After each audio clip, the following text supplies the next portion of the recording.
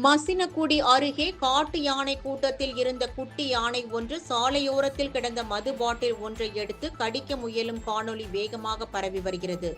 நீலகிரி மாவட்டம் முதுமலை புலிகள் காப்பகத்திற்குட்பட்ட மசினகுடி, பொக்காபுரம், சிங்காரா, மாயார், தெப்பக்காடு, கார்குடி போன்ற பகுதிகளில் காட்டு யானைகள், புலி, சிறுத்தை, காட்டெருமை, கரடி போன்ற வன விலங்குகளின் எண்ணிக்கை தற்போது அதிகரித்துள்ளது.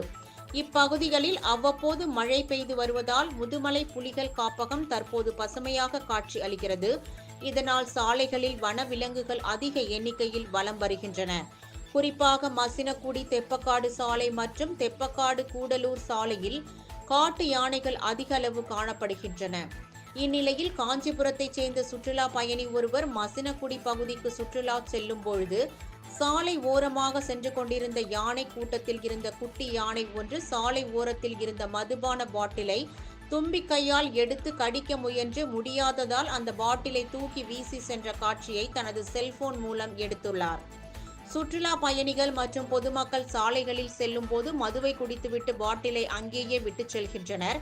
அந்த பாட்டில்களை வன விலங்குகள் உடைக்கும் போது அவற்றிற்கு பாதிப்பு ஏற்பட வாய்ப்பு உள்ளது. இதனை தடுக்க வனத்துறை நடவடிக்கை எடுக்க வேண்டும் என சுற்றுலா பயணிகளும் சமூக ஆர்வலர்களும் கோரிக்கை விடுத்துள்ளனர். இது தொடர்பாக காணொலி சமூக வலைதளங்களில் வேகமாக பரவி வருகிறது.